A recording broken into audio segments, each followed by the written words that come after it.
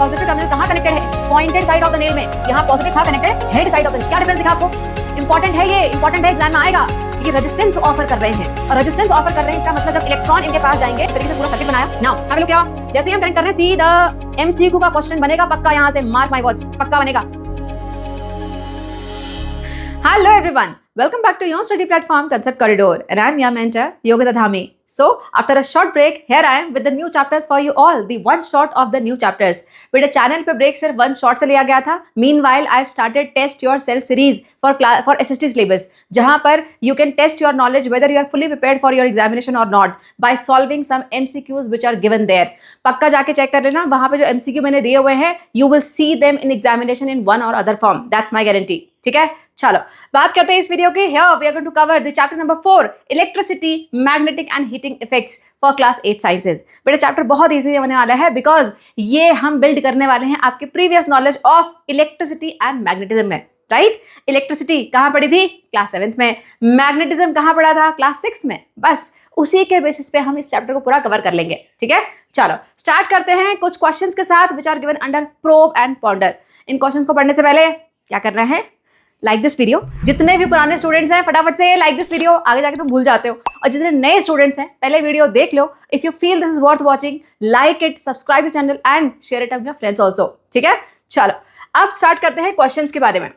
बेटा यहाँ पर जो क्वेश्चंस दिए होते हैं प्रॉब एंड पॉन्डर में, यूजुअली बाकी चैप्टर्स में वो सिर्फ आपको एक आइडिया देते हैं कि हम पूरे चैप्टर्स में पढ़ने के वाले हैं, लेकिन यहाँ पर ये जो क्वेश्चंस हैं इन्हीं के बेसिस पे पूरा चैप्टर हम कवर करेंगे। सो दीज आर इंपॉर्टेंट, ठीक है? देखो, if we don't have an electric lamp while making an electric circuit with an electric cell, is there any other way through which we can find out if current is flowing in the circuit or not? देखो class 7th में electricity chapter में हमने circuit बनाया था। Circuit में हमने incandescent lamp लगाया था, एलईडी लगाया था। जब वो ग्लो करते थे तो हमें पता था कि भाई करंट फ्लो हो रहा है।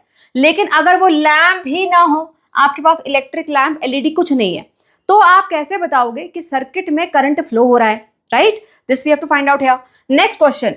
Is it possible to make a temporary magnets? Class 6 में मैग्नेटिज्म चैप्टर में बार मैग्नेट पढ़े थे, है ना? रिंग मैग्नेट देखा था, हॉर्स शू मैग्नेट देखे थे, वो सारे परमानेंट मैग्नेट थे। हम उसी टाइप के कैरेक्टरिस्टिक का टेम्पररी मैग्नेट बना सकते हैं क्या? If yes, how? Next question. We can generate heat by burning fossil fuels and would.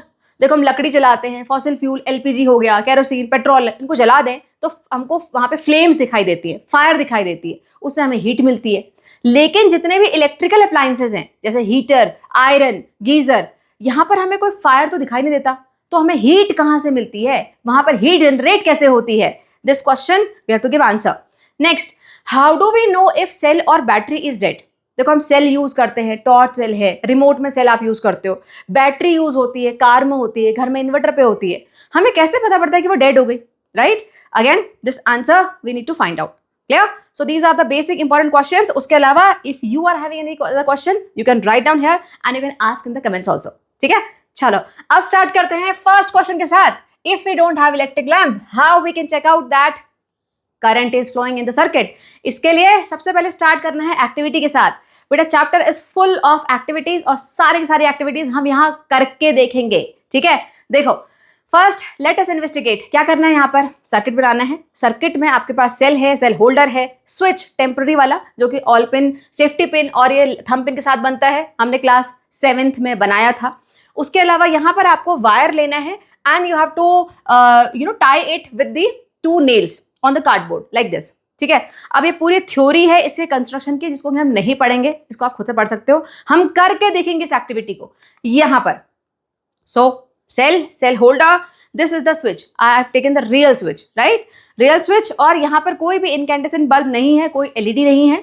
ये है वो वायर जहां पर हम चेक करेंगे करंट फ्लो हो रहा है कि नहीं हो रहा है। लेकिन करेंगे कैसे? How we can check whether current is flowing और not? With the help of this, क्या है ये?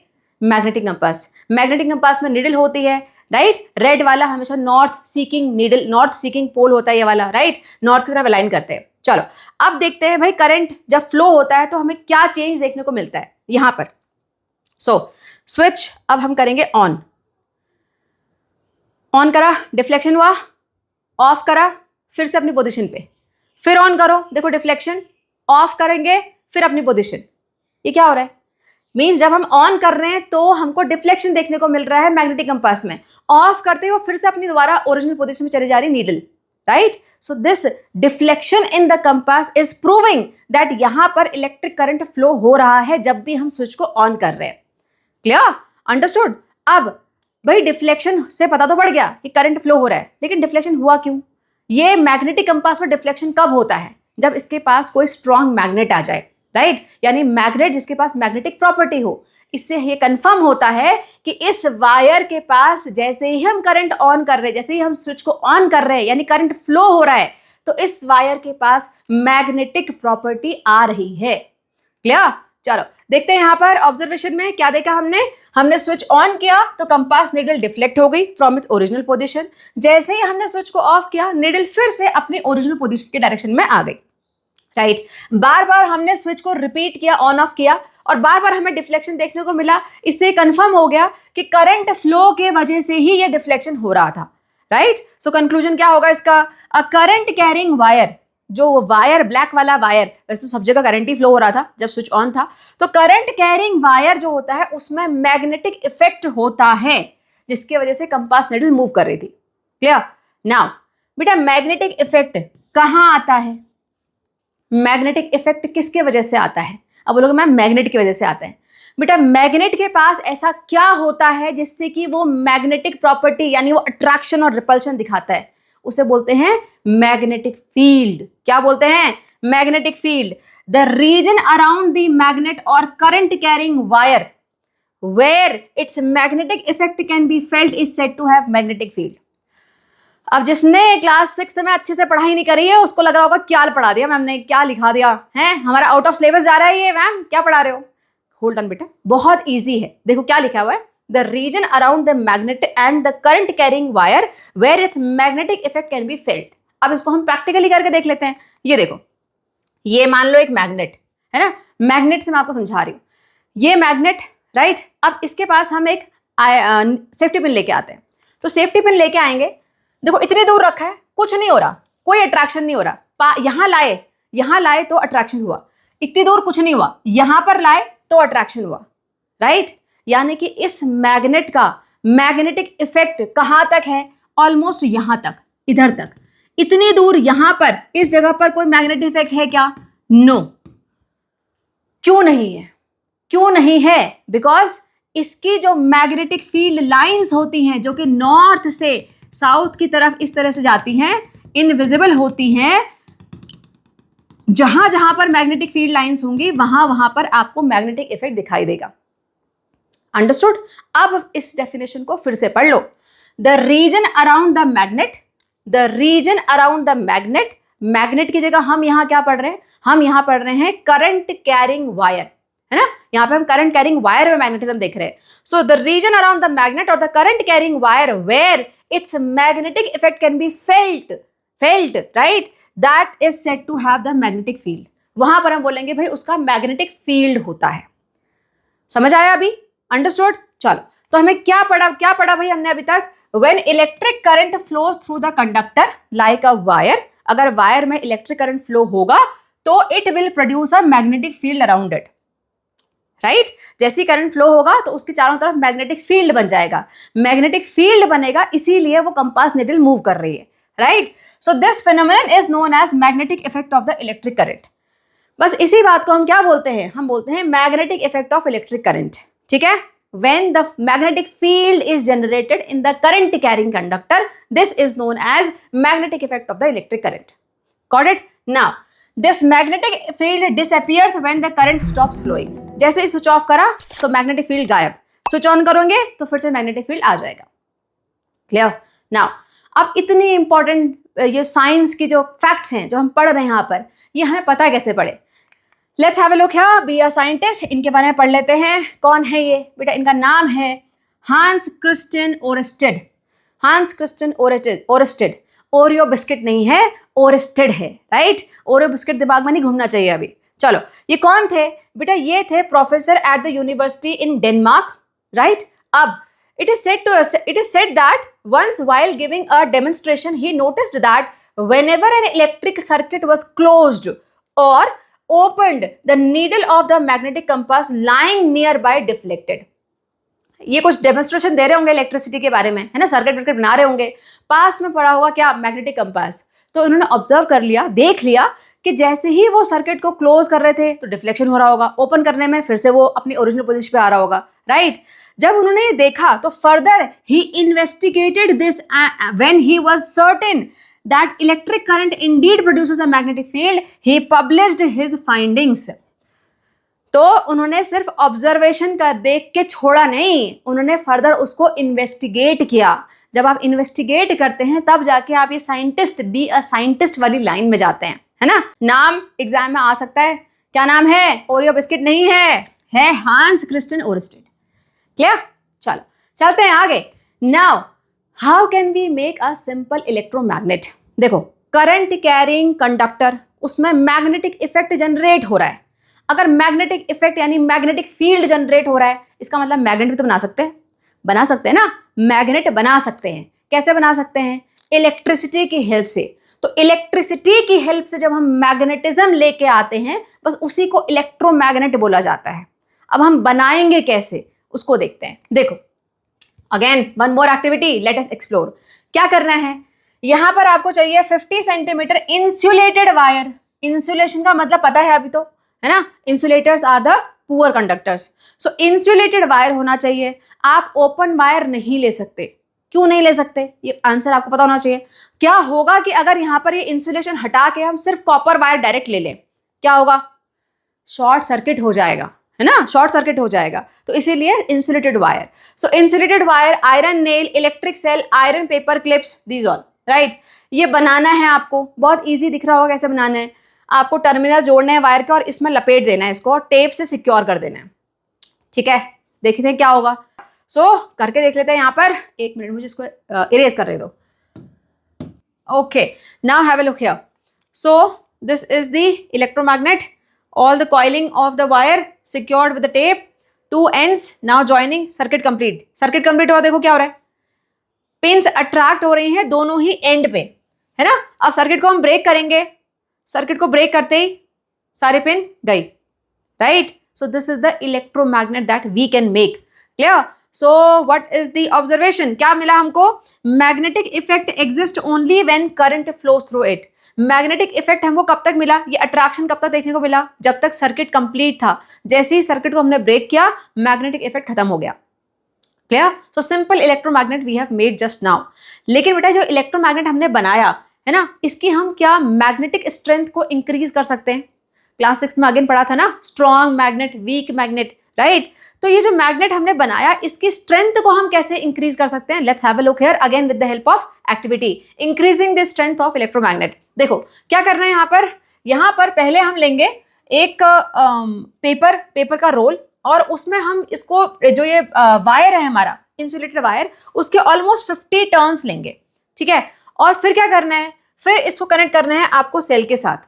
सेल के साथ कनेक्ट करेंगे तो आपको देखना है कि ये मैग्नेटिक कंपास में डिफ्लेक्शन कितना हो रहा है, ठीक है। देखो एक्टिविटी करके देखते हैं। सो पेपर, मैंने नेल ही बीच में लिया हुआ है, अभी थोड़ी देर में नेल को निकाल दूंगी मैं, ठीक है। देखो, सो नेल को निकाल दिया। Now this is the paper hole base we have got, उसमें हमने कॉइलिंग करी है वायर की, इंसुलेटेड वायर की। Now we are going to attach these 2 ends and we are going to see the deflection, ठीक है। इस तरह देखते हैं। सो अब जैसे ही हमने इनको अटैच किया तो देखो डिफ्लेक्शन हुआ। See the amount of deflection, this is important.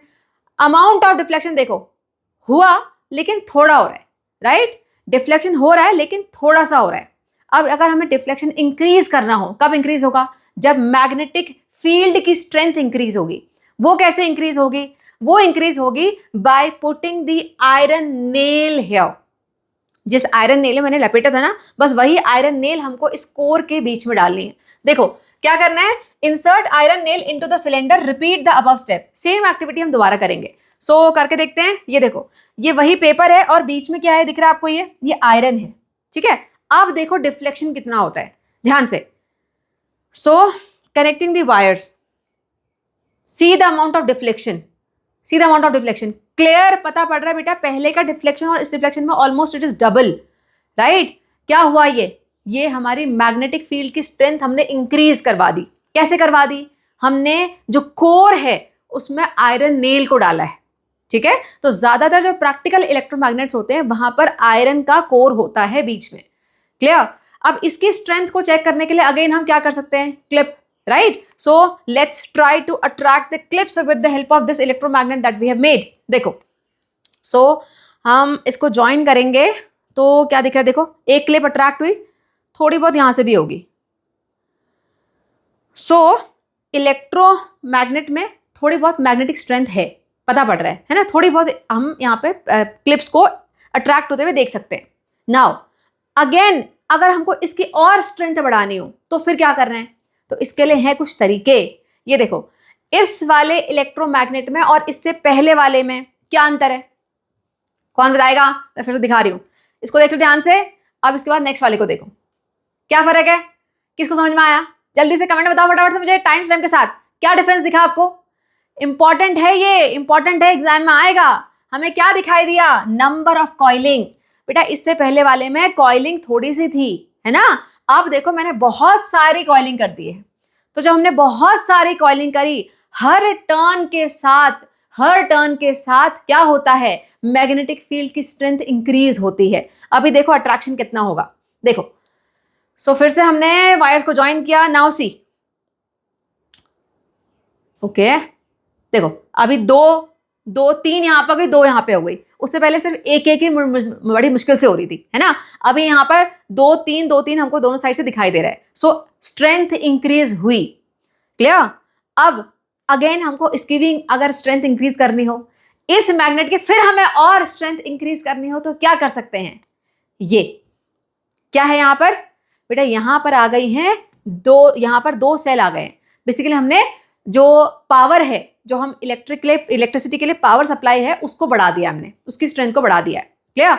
सो यहां पर हमने बेसिकली दो सेल ले लिए हैं अब पावर जनरेट करने के लिए, ठीक है। अब देखो यहां पर स्ट्रेंथ कितनी होगी इसकी? कॉइलिंग बिल्कुल सेम है इसकी जितनी है, लेकिन हमने बैटरी यहाँ पे पावर की स्ट्रेंथ बढ़ाई है। Now have a look. So joining the two ends. Now see the number of clips which are being attached. देखो कितनी सारी, वो जैसी कनेक्शन टूटा तो सारी नीचे चली गई, otherwise see the difference in the number of pins. Am I clear? So we can increase the strength of the electromagnet by first of all putting the iron core. Second, उसके बाद और बढ़ानी हो तो number of coiling should be increased, और उससे ही बढ़ानी हो तो जो बैटरी है उसकी स्ट्रेंथ ज्यादा होनी चाहिए। क्लियर? देखो हम पूरा का पूरा समराइज करते हैं। यहां पर क्या क्या पढ़ा हमने? कॉइल अलोन, जब कॉइल अलोन था मींस जब वो पेपर के ऊपर कॉइलिंग थी, पेपर का तो कोई रोल है नहीं, that is just providing the base, है ना? तो इसलिए हम कॉइल अलोन लिख रहे हैं। तो जब कॉइल अलोन था हमने क्या देखा? Needle show minor deflection, compass needle में डिफ्लेक्शन दिखा लेकिन बहुत हल्का सा दिखा। फिर हमने जब कॉइल के बीच में नेल डाल दी, आयरन नेल, तो हमें डिफ्लेक्शन दिखा जो कि बहुत इंक्रीज्ड था पहले के कंपैरिजन में, और उसके अलावा क्लिप्स भी अट्रैक्ट हुई। Clear? Further on increasing the number of turns, जब हमने जो कॉइलिंग थी उसमें नंबर ऑफ टर्न्स को इंक्रीज किया तो हमें ज्यादा क्लिप उसमें अट्रैक्ट होती हुई दिखाई दी। क्लियर? फर्दर हमने जब उसमें मोर पावरफुल बैटरी का यूज किया, मैंने यहाँ पे नंबर ऑफ सेल्स इंक्रीज कर दी थे तो मीन्स बैटरी हो गई, है ना? सो मोर पावरफुल बैटरी का जब यूज किया तो और ज्यादा क्लिप उसमें अट्रैक्ट हुई, यानी कि पावर हम बढ़ाते जा रहे हैं। अंडरस्टूड? सो जैसे ही करंट ऑफ हुआ सारा का सारा इफेक्ट डिसअपियर। क्लियर? इसका मतलब ये सब कुछ किसके वजह से हो रहा था? सब कुछ करंट फ्लो के वजह से हो रहा था, जितना भी हमको मैग्नेटिक फील्ड दिख रहा है यहाँ पर। क्लियर? चलो चलते हैं आगे। नाउ बेटा इलेक्ट्रोमैग्नेट जो हमने बनाया वो आपको मैग्नेटिक प्रॉपर्टी दिखा रहा है। अगर मैग्नेटिक प्रॉपर्टी दिखा रहा है इसका मतलब वो मैग्नेट के सारे कैरेक्टरिस्टिक्स भी दिखाएगा, है ना? मैग्नेट के पास क्या होते हैं? पोल्स होते हैं। तो क्या इलेक्ट्रोमैग्नेट के पास भी पोल्स होते हैं? Let's find it out with the help of activity. Again क्या करना है? ये जो हमने इलेक्ट्रोमैग्नेट बनाया बस उसके दोनों ही एंड पे आपको ये कंपास लेके जाना है, बस, और कुछ नहीं है। So what you will observe, एक एंड के पास आपको जो रेड वाला साइड है नीडल का वो अलाइन होता हुआ दिखाई देगा, दूसरी साइड आपको प्लेन यानी जहां रेड पार्ट नहीं है, रेड पेंट नहीं है, वो वाला साइड अलाइन होता हुआ दिखाई देगा। And this will prove that this electromagnet is having two poles, north and south. ठीक है, अब ये थ्योरी है, करके देख लेते हैं। हियर यहाँ पर एक्टिविटी देखने से पहले कुछ चीजें जहां पर आपको फोकस करना है. See the terminal of the cell. This is positive, this is negative. Positive वाला कहां पर अटैच है? हेड ऑफ द नेल पे. और नेगेटिव वाला कहां अटैच है? Pointed side of the nail पे. राइट.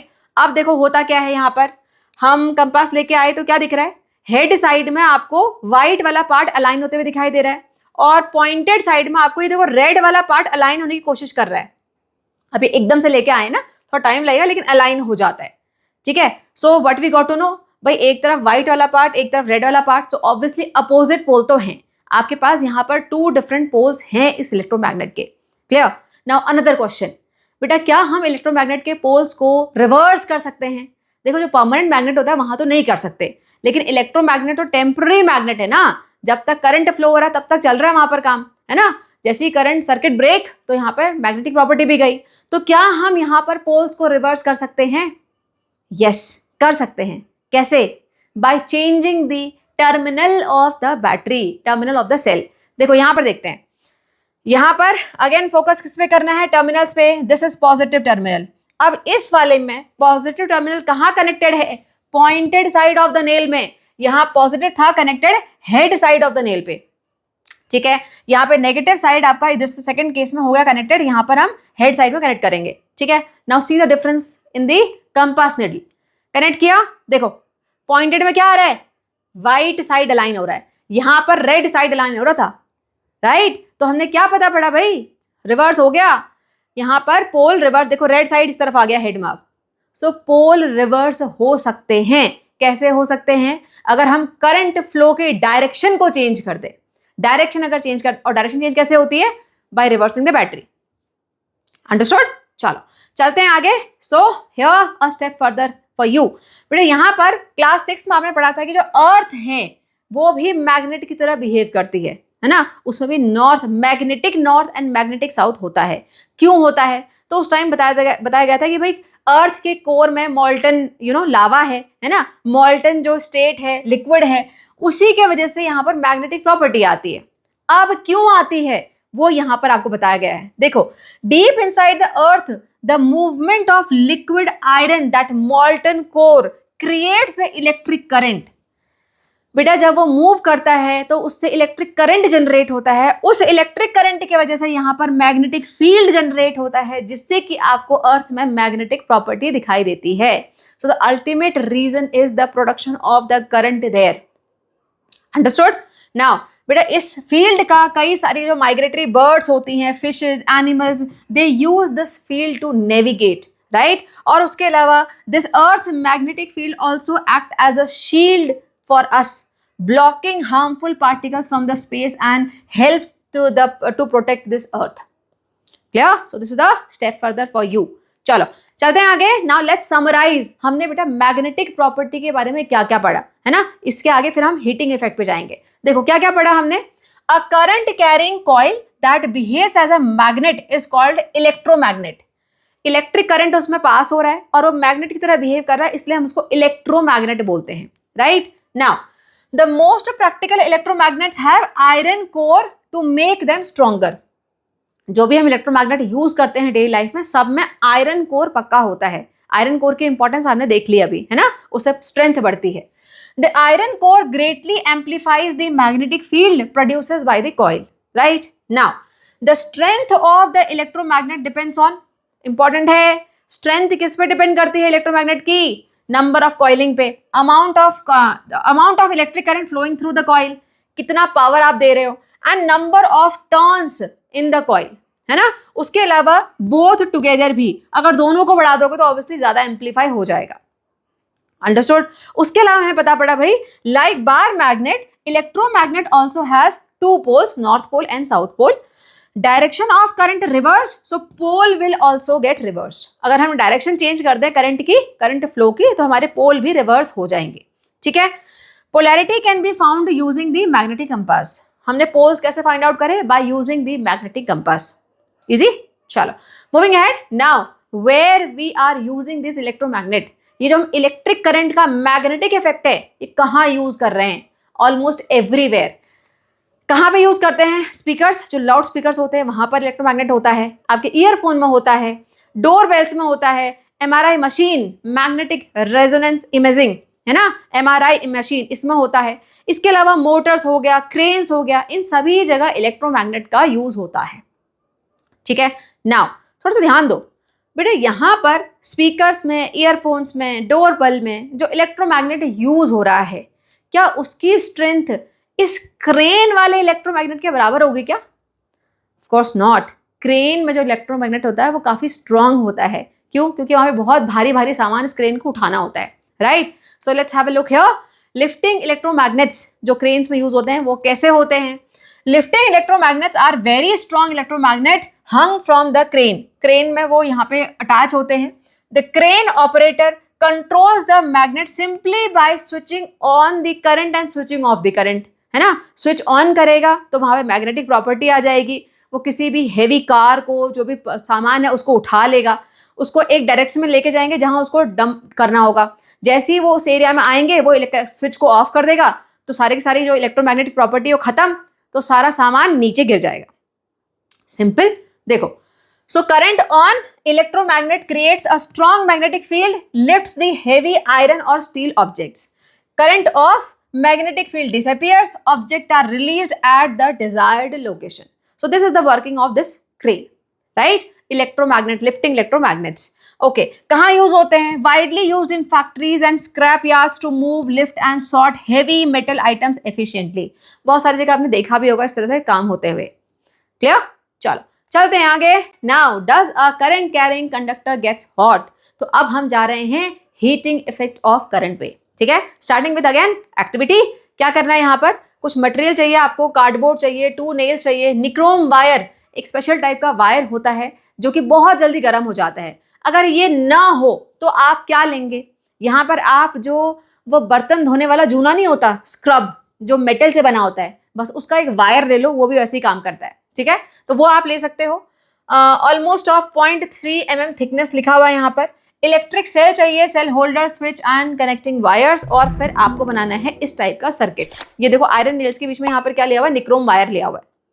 ठीक है, ये बहुत जल्दी गर्म हो जाता है, बहुत जल्दी। You have to be very very cautious while working with this. ठीक है, अब मैं आपको हीटिंग इफेक्ट दिखाऊंगी, सर्किट के हेल्प से दिखाऊंगी, लेकिन निक्रोम वायर किससे नहीं। ठीक है, देखो यहाँ पर।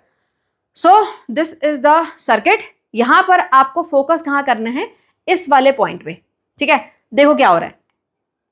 सो ये जैसे यहाँ पे देखो, ये स्मोक आता हुआ दिखाई दे रहा है।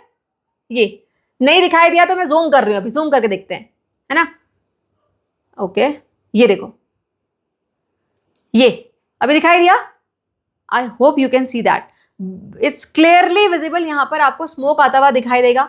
अब मान लो स्मोक नहीं भी दिखाई दिया, see the condition of this wire, black wire. ये देखो कैसा हो गया, ये कैसा हो गया? पूरा का पूरा मेल्ट हो गया है। मेल्ट कब होता है प्लास्टिक? जहां पर हीट होती है। दिस शोज कि इस पूरे करंट कैरिंग वायर में हीट जनरेट हुई थी, इतनी हुई कि प्लास्टिक की कवरिंग जो इंसुलेशन है वही पिघल गया। वो पिघल रहा था, वो जल रहा था, इसीलिए यहां पर स्मोक आया। So this activity itself proves as this current carrying conductor can generate the heat. Understood? Now why it is so? क्यों जनरेट करते हैं वो आपको यहां पर समझना है। देखो, हमें पता क्या पड़ा? Current flowing through a conductor generates heat. जब भी करंट फ्लो होता है किसी कंडक्टर में तो उससे हीट जनरेट होती है। क्यों होती है? बिकॉज डिफरेंट जो कंडक्टर्स होते हैं दे offer different level of resistance. जहां पर रेजिस्टेंस ज्यादा होगा वहां पर इलेक्ट्रिकल एनर्जी ज्यादा कन्वर्ट होगी हीट एनर्जी में, मीन्स वो ज्यादा गर्म हो जाएगा, राइट? सो यहाँ पर जो निक्रोम वायर आपको लेने के लिए बोला गया था, क्यों लेने के लिए बोला गया था? बिकॉज वहां पर काफी ज्यादा रेजिस्टेंस ऑफर करता है वो wire comparison to copper wire. तो कॉपर वायर देर में गर्म होता है, निक्रोम वायर बहुत जल्दी गर्म हो जाता है। करेक्ट? नाउ अब बेटा ये तो है बुकिश लैंग्वेज। यहाँ पे रेजिस्टेंस वर्ड का क्या मतलब है? रटो मत, समझो। कंसेप्ट कॉरिडोर में कंसेप्ट को समझाया जाता है, रटाया नहीं जाता। ठीक है, चलो समझते हैं। यहाँ पर देखो बेटा, मान लो वायर, ये आपका निक्रोम वायर और ये है आपका कॉपर वायर, है ना? This is copper wire, this is nichrome wire. Correct? Now what is the meaning of resistance?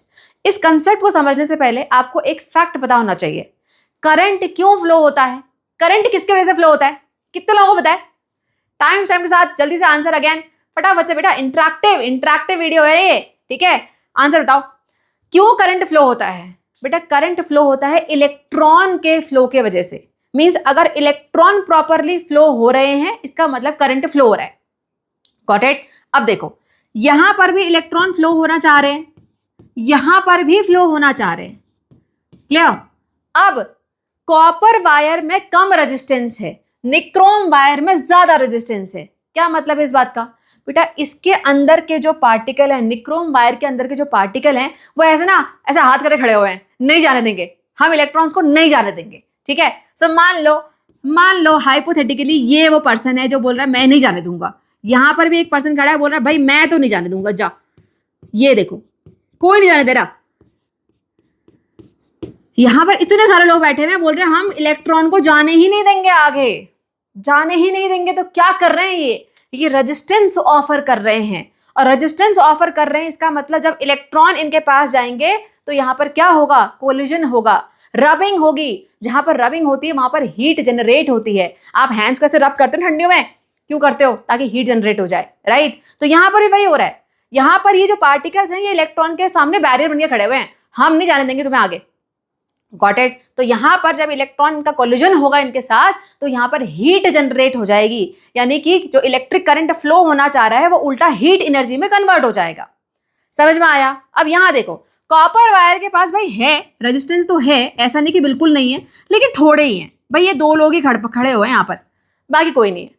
अब थोड़ा बहुत रेजिस्टेंस होगा, लेकिन अभी भी इलेक्ट्रॉन के पास काफी रास्ता है ना जाने के लिए।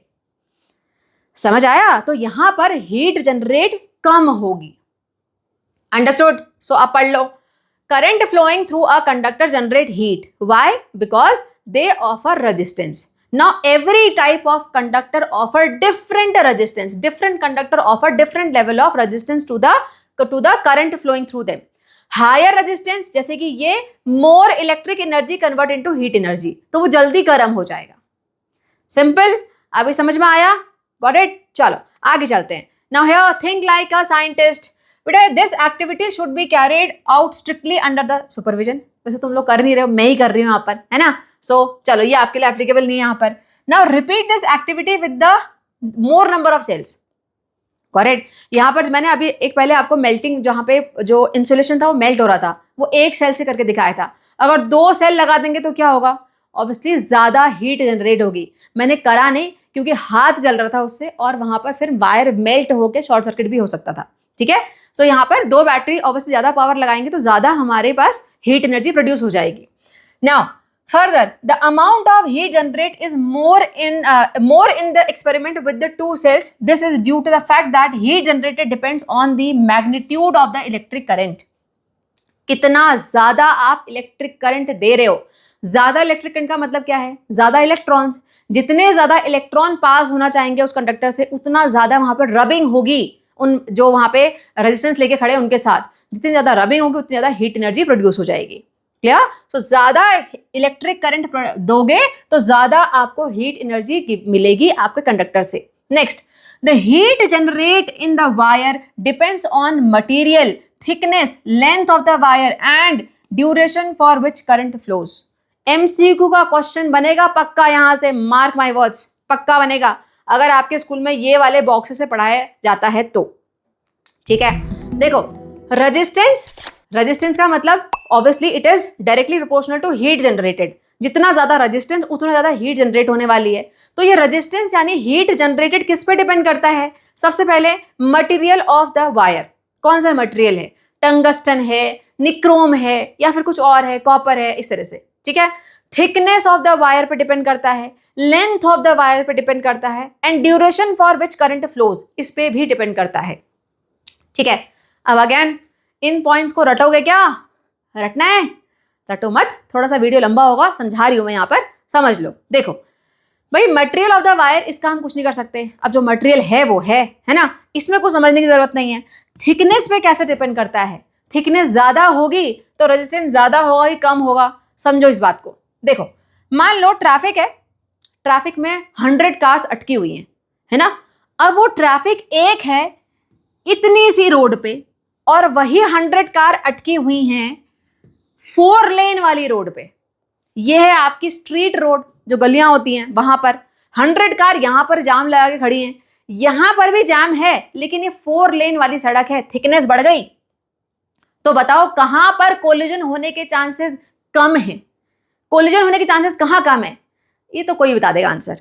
स्मार्ट तो तुम हो इतने, है ना। ऑब्वियसली यहां पर, है ना, यहां पर क्योंकि जगह ज्यादा है तो साइड साइड से लोग निकल जाएंगे, है ना। ओवरटेक करने की आदत तो है इंडिया वालों को। सो यहाँ पे आराम से ट्रैफिक जल्दी क्लियर हो जाएगा, तो यहाँ कोलिजन होने के चांसेस कम है। मीन्स यहाँ रेजिस्टेंस कम ऑफर होगा।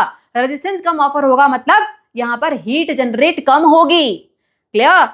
तो थिकनेस ऑफ वायर पे कैसे डिपेंड कर रहा है? Thicker is the wire, less is the resistance. Understood? समझ में आ गया इतना? चलो अब नेक्स्ट आ जाते हैं भाई लेंथ ऑफ द वायर पे। लेंथ ऑफ द वायर पे कैसे डिपेंड करेगा? इसको हटा लें, इरेज कर लेते हैं। चलो लेंथ ऑफ द वायर पे अब देखो, मान लो वही आपकी गलियां, है ना, और ये है इतना सा। सो भाई ट्रैफिक जैम, अभी जो आप हो, आप मान लो एक इलेक्ट्रॉन हो, मोटर बाइक पे बैठे हुए हो, ये इलेक्ट्रॉन मोटर बाइक पे बैठा हुआ है, इसको इस गली से पास होना है जहाँ पे बहुत सारे ये जो स्ट्रीट वाले वेंडर्स होते हैं ना, ठेले वेले लगा के खड़े हुए लोग, इनके बीच से निकलना है। गली बहुत लंबी है और यहाँ पर अगेन इस वाली गली में आप जाते हो, सेम साइज, सेम बिल्कुल थिकनेस बिल्कुल सेम है, लेकिन ये छोटी सी है। इतने से एरिया में आपको यहाँ पे कुछ लोग दिख रहे हैं जो अपने ठेले लगाए खड़े हैं, स्ट्रीट वेंडर्स हैं। तो बताओ कहाँ जिंदगी आसान है? कहाँ से आराम से निकल पाओगे आप? हर कोई बोलेगा भाई हमें यहाँ से जाना है, इस रास्ते से जाना है, यहाँ पे भीड़ कम मिलेगी आपको, सीधे ये बोलोगे ना। व्हाट इज दैट भीड़? That is resistance, right. तो यहाँ पर जैसे ही लेंथ बढ़ी तो रेजिस्टेंस बढ़ गया, रेजिस्टेंस बढ़ गया तो यहाँ पर हीट ज्यादा जनरेट होती है। क्लियर? तो कभी भी देखना जो हीटर्स होते हैं ना, हीटर देखा कभी? हीटर, हाँ, उस हीटर में जितनी ज्यादा कॉइलिंग होती है ना, जितना ज्यादा लंबा वायर होगा वो उतना ज्यादा पावरफुल आपको हीट देगा, क्योंकि length of the wire increase हुई तो रेजिस्टेंस बढ़ेगा, रेजिस्टेंस बढ़ेगा तो हीट ज्यादा जनरेट होगी।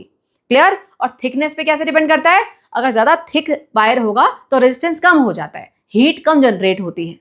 अंडरस्टूड? चलो ना, duration for which current flows, भाई कितनी देर के लिए करंट फ्लो हो रहा है? जितनी देर के लिए करंट फ्लो होगा उतने ज्यादा इलेक्ट्रॉन इस गली से पास होंगे, जितने ज्यादा इलेक्ट्रॉन पास होंगे उतना ज्यादा रबिंग होगी, उतना ज्यादा रेजिस्टेंस उनको फेस करना पड़ेगा, तो हीट ज्यादा जनरेट होगी। अंडरस्टूड?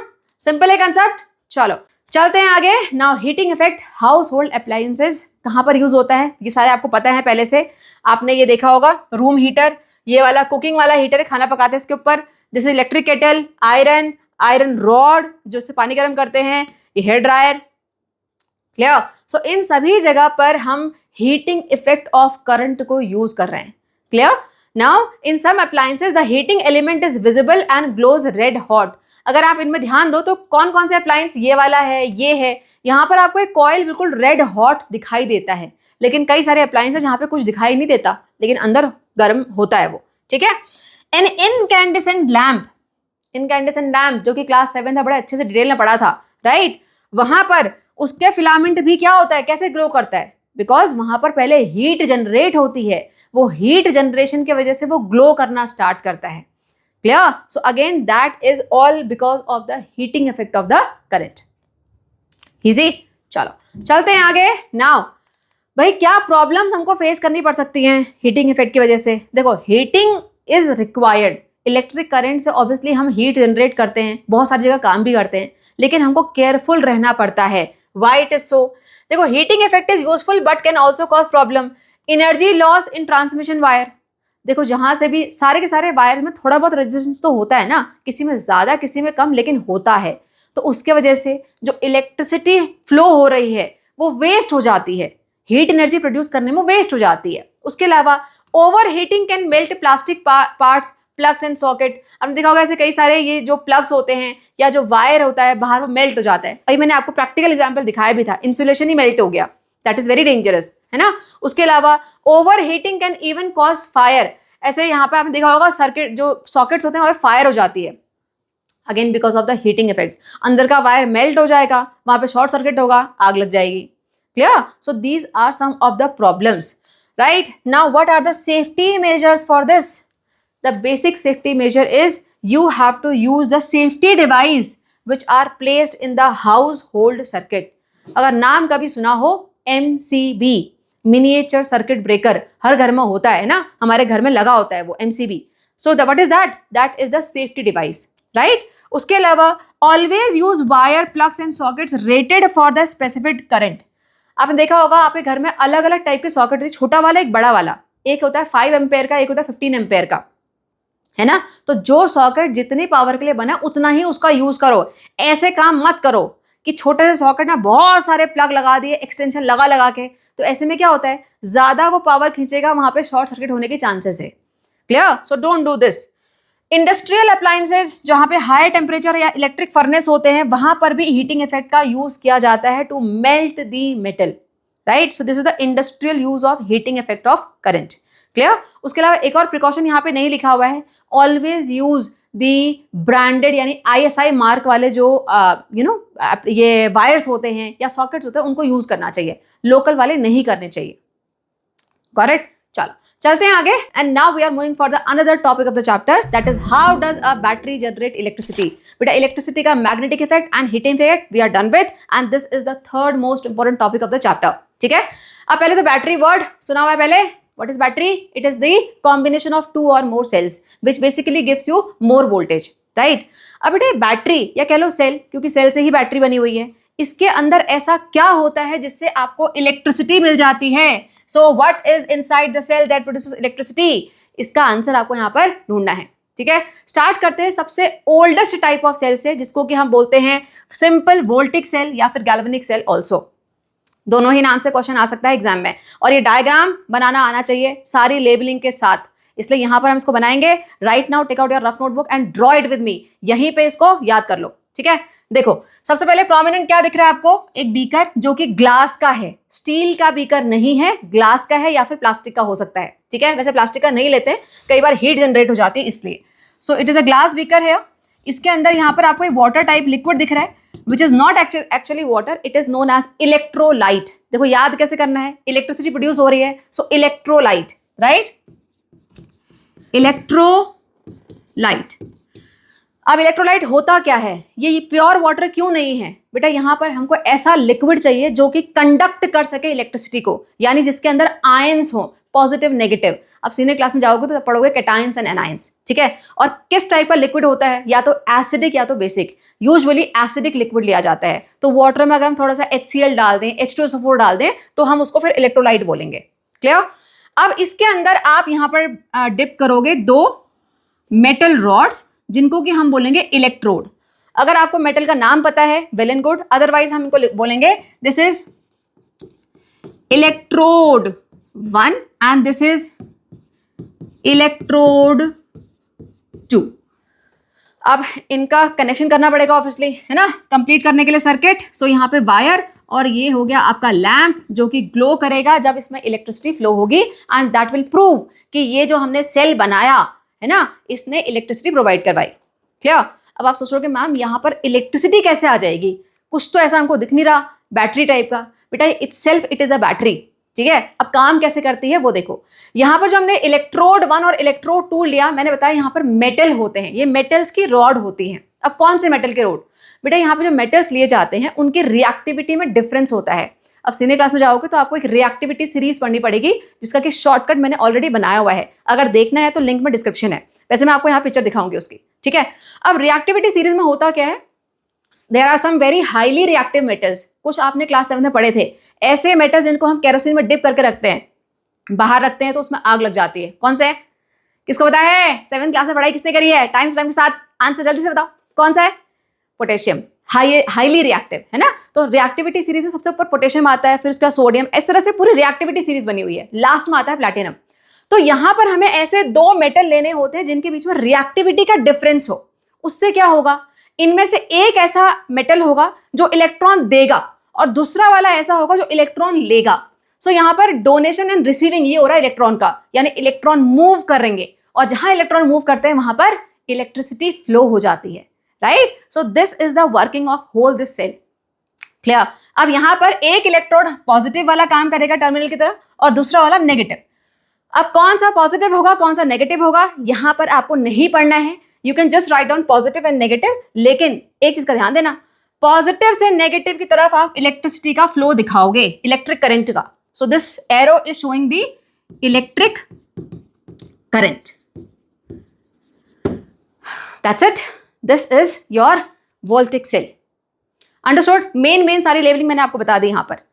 क्लियर. चलो आगे चलते हैं. Now this one here, this is the reactivity series. अभी आपको याद बिल्कुल नहीं करना है, बिल्कुल भी सिर्फ डरना मत देख के कि क्या लिखवा दिया पता नहीं, लेकिन कुछ कुछ मेटल शायद आपको यहाँ पे पता पड़ रहे होंगे. पोटेशियम है, sodium, calcium, magnesium, aluminium, carbon, zinc, iron, tin, lead, hydrogen and the salt. ठीक है. इनमें से कुछ के नाम आपको यहाँ पर दिए हुए हैं. स्टेप फर्दर में देखो तो इलेक्ट्रोड मैंने बताया, उनमें रिएक्टिविटी का डिफरेंस होता है, यानी मेटल्स ऐसे हैं जिनमें रिएक्टिविटी का डिफरेंस होगा. तो कॉम्बिनेशन यहाँ कुछ दिए हुए हैं. Voltaic cells are zinc and copper. अब रिएक्टिविटी सीरीज में देखो, यहां जिंक है और ये यहां जाके कॉपर है, तो डिफरेंस है ना रिएक्टिविटी में. समझ आया. ऐसे ही दूसरा क्या है, जिंक एंड सिल्वर. देखो जिंक यहां पर है, सिल्वर इधर पे, कितना गैप है. Got it. और देख लो आप, aluminium copper, iron copper, magnesium copper, इससे आप टैली करना, you will find out the difference in the reactivity. Got it. तो ये वर्क करेंगे एज अ इलेक्ट्रोड. इनमें से 2-3 नाम आपको पता होने चाहिए, एमसीक्यू में आ सकता है. ठीक है. चलो मूविंग अहेड. नाउ बेटा जो वोल्टिक या गैल्वेनिक सेल था, इसकी डिस्कवरी कैसे हुई और ये नाम कैसे पड़ा.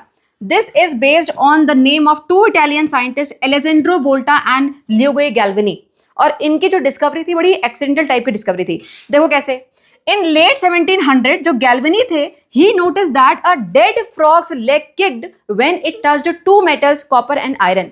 कॉपर एंड आयरन के से टच हुआ होगा जो डेड फ्रॉग था उसका लेग, और एकदम से उसने किक किया. तो उस टाइम तक ये वेल नोन फैक्ट था कि जो मस्कुलर मूवमेंट है वो स्टिमुलेट कराया जा सकता है इलेक्ट्रिसिटी से. ठीक है. तो यहाँ पे गैल्वेनी बोलते हैं कि ये जो इलेक्ट्रिसिटी प्रोड्यूस हुई ना, ये पक्का कहीं ना कहीं लेग, जो डेड फ्रॉग था उसी के लेग से प्रोड्यूस हुई है.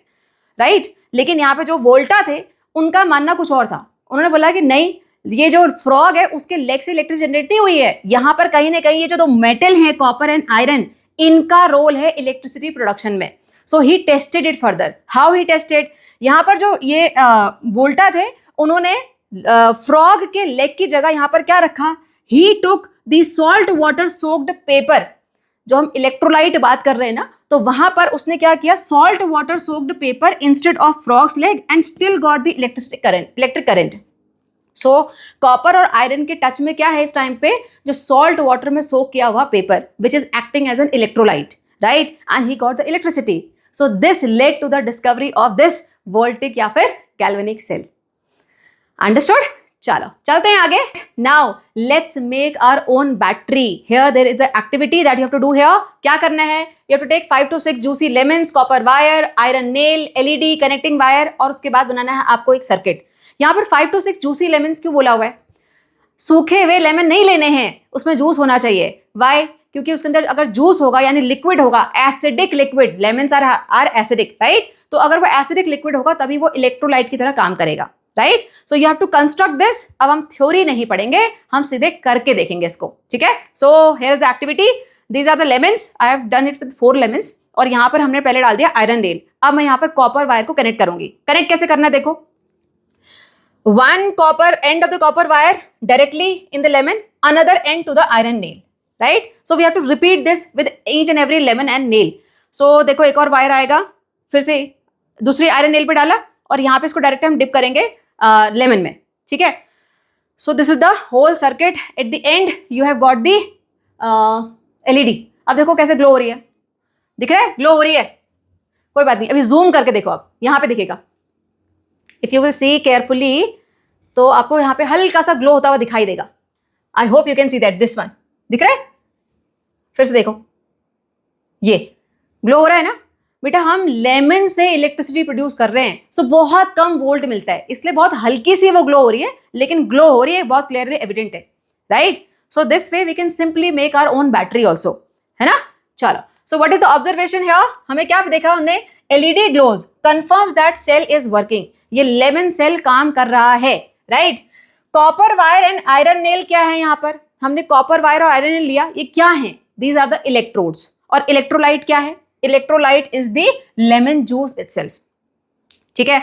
अभी तो बेटा हमने नींबू से बनाया है, आप नॉर्मल सॉल्ट वाटर से भी बना सकते हो. यहाँ पे लेमन जूस की जगह आप नॉर्मल वाटर लो, उसमें सॉल्ट को डिजोल्व करो, दैट इज अ इलेक्ट्रोलाइट, और उसमें एक तरफ कॉपर वायर, एक तरफ आप आयरन नेल डिप करके भी इस टाइप का सेल बना सकते हो। क्लियर? सिंपल वोल्टिक या फिर गैल्वेनिक सेल। अंडरस्टूड? चलो moving ahead, and now we are going for the another type of cell, that is dry cell. अब ये ड्राई सेल क्या वोल्टिक सेल से डिफरेंट है? ऑफ कोर्स डिफरेंट तो होगा ही, तभी हम दूसरी हेडिंग में पढ़ रहे हैं। लेकिन what is the difference and why we need this dry cell? Voltaic cell से क्या प्रॉब्लम है? Let's try and understand here. बेटा वोल्टिक सेल जो है that was the first ever man made electric cell, a revolutionary discovery it was, है ना। लेकिन यहां पर बड़ी सीरियस प्रैक्टिकल प्रॉब्लम थी इस वोल्टिक सेल के साथ।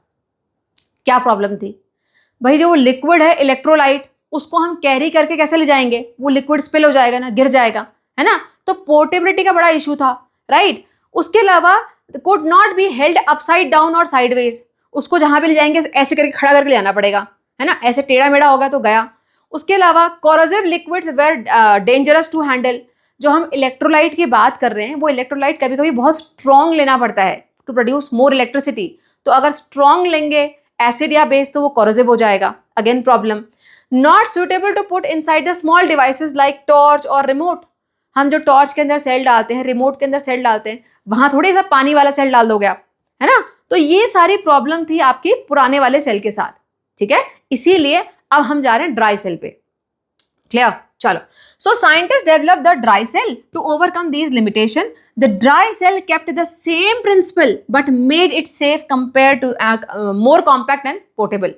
बेटा देखो, ड्राई सेल जो हम पढ़ने वाले हैं वो बिल्कुल सेम प्रिंसिपल पे होगा, यानी यहां पर भी आपको इलेक्ट्रोलाइट लेने हैं, यहां पर भी 2 इलेक्ट्रोड होने चाहिए, राइट। लेकिन फिर भी ये ज्यादा पोर्टेबल, ज्यादा सेफ है। अब कैसे है उसको देखते हैं यहां पर। चलो, सो ड्राई सेल में हो क्या रहा है? Dry cells are the most widely used electric cells today.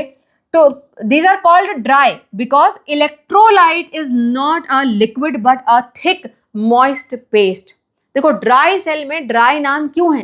क्योंकि यहाँ पे जो इलेक्ट्रोलाइट लिक्विड होना चाहिए था वो नहीं है, यहाँ पर लिक्विड की जगह वो क्या है? थिक मॉइस्ट पेस्ट है, ठीक है। चलो स्ट्रक्चर पे आ जाते हैं। यहाँ पर देखो मैंने क्या बताया था, प्रिंसिपल बिल्कुल सेम है। तो आपको देखना है कि भाई इलेक्ट्रोड कहाँ है पहले। बेटा जो आपका सेल होता है, पेंसिल सेल, उसमें जो ये बाहर का मेटल होता है ना, अब बाहर बोलोगे बाहर तो मैम रेड कलर और वो ब्लू कलर उसका टाइप के सेल होते हैं, उसमें अलग अलग ब्रांड के नाम लिखे होते हैं, वो नहीं बेटा। उसके अंदर उस पील को निकाल दोगे तो उसके अंदर जो आपको एक सिल्वर कलर का सिल्वर नहीं होता, कलर का जो मेटल दिखाई देता है वो। सो दिस इज हियर, ये वाला part container, this is zinc container, ये है आपका पहला इलेक्ट्रोड, ठीक है। इसके बीच में यहां पर होता है क्या? Carbon rod. कार्बन रॉड के टिप में यहां पर होता है मेटल, मेटल से कनेक्टिविटी कर सकते हैं ना, दैट्स वाई। तो ये आपका हो जाएगा second electrode, carbon rod. Clear? इसके बीच में ये जो आपको यहाँ पे ये पार्ट दिख रहा है, this is this thick moist paste, और ये है आपका इलेक्ट्रोलाइट। Got it? बस ये टर्मिनल कनेक्ट होते हैं और फिर करंट का फ्लो होना स्टार्ट हो जाता है। सिंपल? Any problem? चलो देखो यहां पर, तो structure of dry cell, zinc container क्या है? Zinc container act as negative terminal, carbon rod at the centre with the metal cap, ये हमेशा क्या होता है? पॉजिटिव टर्मिनल होता है। Paste like electrolyte surrounds the carbon rod, that is the electrolyte basically. Dry cell is the single use cell. जो ये dry cell होते हैं वो सिंगल यूज के लिए होते हैं, है ना। रिमोट में सेल डालते हो आप या फिर टॉर्च में डालते हो तो वो सिंगल यूज के लिए होते हैं, है ना। उसके बाद एक बार डेड हो गए तो फिर आप दोबारा इसको यूज नहीं कर सकते। क्लियर? चलो आगे चलते हैं। नाउ से check out the difference between the voltaic cell and dry cell. देखो दोनों का प्रिंसिपल सेम है लेकिन तब भी डिफरेंस है। तो what is the difference? Let's understand here. यहां पर वोल्टिक सेल में इलेक्ट्रोलाइट कैसा था? लिक्विड था, एसिड या सॉल्ट सॉल्यूशन। यहां पर क्या है? थिक मॉइस्ट पेस्ट है। इलेक्ट्रोड कौन से हैं यहां पर? कोई भी 2 डिफरेंट मेटल हो सकते हैं जो कि इलेक्ट्रोलाइट में डिप होने चाहिए। ड्राई सेल में क्या है? आपका जिंक कंटेनर है एंड कार्बन रॉड है, ये 2 आपके इलेक्ट्रोड हैं। जिंक कंटेनर हमेशा नेगेटिव होता है, कार्बन रॉड हमेशा पॉजिटिव होता है, ठीक है। नेक्स्ट पोर्टेबिलिटी, इसको क्या पोर्टेबल कर सकते हो आप? पोर्ट कर सकते हो यहां से वहां? No, this is not portable, liquid can spill. This is portable because no liquid is there. Next, which one is convenient? Obviously dry cell. Next, risk कहां पर है? यहां पर है वोल्टिक सेल में। क्यों है? क्योंकि इलेक्ट्रोलाइट स्पिल हो सकता है। यहां पर it is much safer to handle. Example बताओ इसके। लेमन सेल जो कि हमने बनाया था, उसके अलावा कॉपर और जिंक वाला जो इलेक्ट्रोड एसिड में डिप थे वो आपका हो जाएगा। यहाँ पर AA AAA बैटरीज जो कि हम रिमोट या टॉर्च में यूज करते हैं वो एग्जाम्पल है। क्लियर, समझ आ गया? चलो आगे चलते हैं। Now coming to the rechargeable batteries. बेटा सारे के सारे जो पेंसिल सेल होते हैं ना वो वन टाइम यूज वाले नहीं होते, कई सारे रिचार्ज भी कर सकते हैं, करते हैं ना, देखा होगा पक्का आपने। उसके अलावा और कोई रिचार्जेबल बैटरी जो आपको पता हो? कितने लोगों को पता है? भाई घर का इन्वर्टर, वहां पे तो बैटरी होती है, लाइट जाती है तो वो यूज हो जाता है, लाइट आती है वो फिर रिचार्ज हो जाता है ना। ऐसे ही आपका कार की battery, they are also rechargeable. ठीक है, चलो। So rechargeable batteries can be recharge and reused multiple time. Use करा दोबारा रिचार्ज हो जाती है। उसके अलावा बेस्ट एग्जाम्पल एक और हम मिस कर दिया हमने, mobile batteries, laptop batteries, they are also rechargeable. ठीक है, so this prevents wastage and save money over the period of time. These are used across the wide range. Watch में use होते हैं, phone, camera, laptop, tablets, inverter, electric vehicle. अब ये रटो मत, ये तो खुद ही लिख लोगे। ठीक है, now some points that you should know. बेटा rechargeable batteries also do not last forever. वो रिचार्ज तो हैं, रिचार्जेबल हैं बैटरीज, लेकिन ये नहीं कि जिंदगी भर वही चलती रहेंगी, उनकी भी लाइफ होती है। आपने कभी भी देखा होगा जो नया नया फोन होता है ना उसकी बैटरी बड़ी जल्दी रिचार्ज हो जाती है ना। लेट्स से हाँ हाफ एन आवर में पूरी फुल हो जाएगी, लेकिन वही जो फोन है उसकी बैटरी 2 साल बाद लगभग 2 घंटे ले लेगी उसको पूरा फुल करने में, राइट? क्यों? क्योंकि उस बैटरी की लाइफ धीरे धीरे खत्म होती जा रही है। ठीक है, this is why phone batteries need recharging more frequently after years और 2 ऑफ यूज। 2-3 साल के बाद उनको बार बार चार्ज करने की जरूरत पड़ती है फोन को ना। मोस्ट कॉमन टुडे, आजकल के टाइम पे सबसे ज्यादा जो कॉमनली यूज रिचार्जेबल बैटरी है वो किसकी बनी होती हैं? बेटा वो लिथियम आयन, लास्ट को लाइन बैटरी बोलते हैं लोग, है ना, जिनको पता नहीं होता, वैसे वो लिथियम आयन होता है। So these batteries are used found in almost all type of battery powered devices. Clear? चलो moving ahead, now step further for you. बेटा यहाँ पर आजकल जो हम लिथियम आयन बैटरी का यूज कर रहे हैं, this is the most common type of rechargeable battery, no doubt. लेकिन these batteries rely on special metals like lithium and cobalt which are mined and processed in limited parts of the world. यहाँ पे lithium और cobalt का use होता है जो कि हर जगह अवेलेबल नहीं है, limited part of the world में, right? So because of this countries are now racing to secure supplies, recycle old batteries and develop new technologies. बेटा कभी देखना, अगर आप बैटरी, पुरानी बैटरी को दो ना, वो उसके लिए भी पैसे मिल जाते हैं। क्यों मिल जाते हैं? क्योंकि वहां कहीं ना कहीं आपके ये मेटल होते हैं जो कि दोबारा से रीयूज करे जा सकते हैं after processing, right? So these can be recycled. Now scientists are also working on next big leap, that is solid state batteries. देखो हमने लिक्विड वाली देख ली जहाँ पे लिक्विड इलेक्ट्रोलाइट था, वोल्टिक सेल, उसके बाद हमने ड्राई सेल देखा जहाँ पे सेमी पेस्ट था, अब सीधे सॉलिड, अब सॉलिड पे जा रहे हैं, है ना? तो solid state batteries which replaces the liquid और paste like electrolytes with solid materials. These future batteries would be much safer, charge faster and last longer. Improved rechargeable batteries are very very important as the world moves to the more and more development also which is environment friendly. Clear? और ये solid state batteries आजकल कहीं दिखती हैं क्या? बेटा Apple इसको use मतलब कोशिश कर रहा है अपने फर्दर जो उसके आईफोन्स आने वाले हैं या फिर जो भी उनके नई टेक्नोलॉजीज आ रही है उसमें यूज करने के लिए। उसके अलावा भी और जगह भी बहुत जगह ये यूज करने की कोशिश की जा रही है, ठीक है, सॉलिड स्टेट बैटरीज को। अंडरस्टूड? चलो, so with this we are done with this chapter. I hope you were able to understand each and every part, but still having any doubt और facing any difficulty, what are you supposed to do? Comment, I will revert back there. ठीक है, चलो see you soon for the next chapter. Till then take care and bye bye.